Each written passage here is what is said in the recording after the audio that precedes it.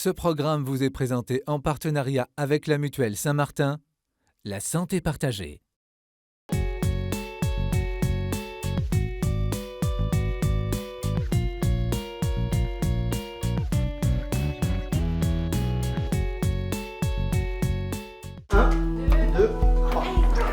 Si l'on avait montré ces images il y a 1 an et demi à Julien et Basilis, ils n'y auraient certainement pas cru, car le petit Calixte est le fruit du miracle.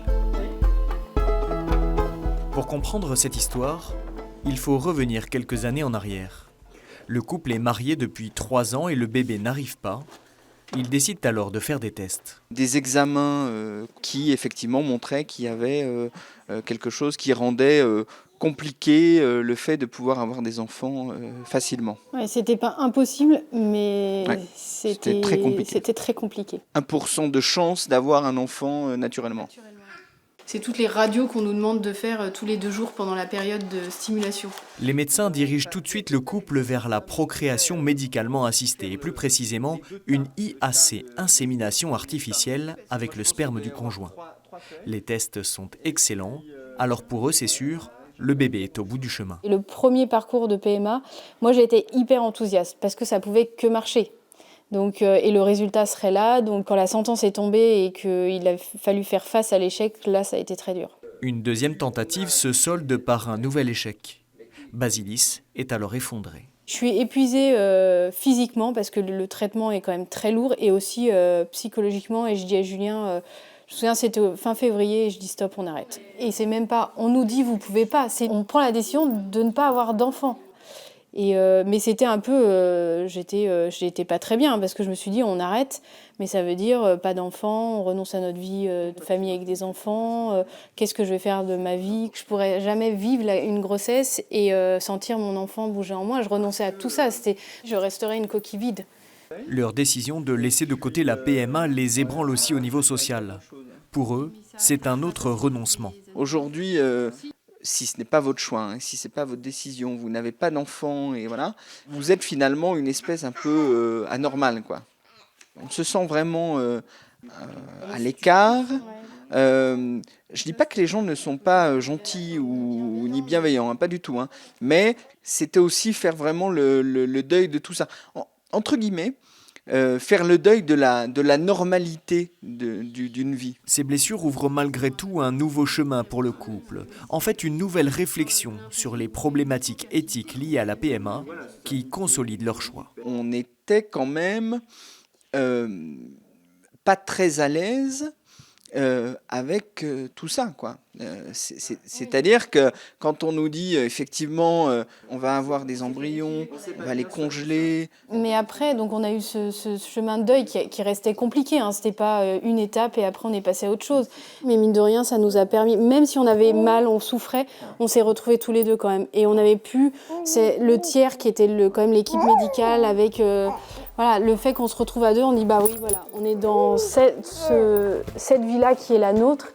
Et il faut qu'on se serre les coudes parce que sinon on n'y arrivera pas. Et du coup, on a pris du temps pour nous. Calixte est né il y a 7 mois, naturellement. Il y avait 1% de chance, mais la chance s'écrit parfois avec le grand P de la Providence.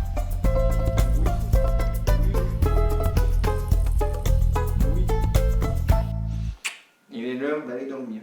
Alors objectivement, c'est pas sûr du tout que s'ils utilisent une PMA, ils auront un enfant. Hein, souvent, les gens ne se rendent pas compte que les chances sont entre 20 et 30%, ça dépend des nombres que vous regardez, les statistiques. Donc ça, c'est le côté objectif. Pour le côté subjectif, ça varie beaucoup. Souvent, les gens ont l'impression que la PMA, c'est le seul moyen, c'est la seule possibilité pour moi d'avoir d'enfants. Si je ne fais pas ça, je n'aurai pas d'enfants.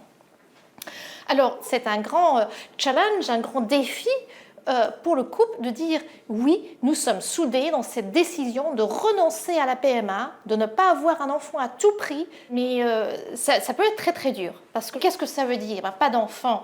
Pour les gens qui ont des enfants, c'est peut-être difficile à comprendre le vide qui se fait dans un couple qui a ce grand désir d'avoir une maison pleine de vie, d'enfants, de ce projet qui se prolonge au futur. Donc il faut vraiment reconstruire sa vie et passer souvent par un deuil très très fort.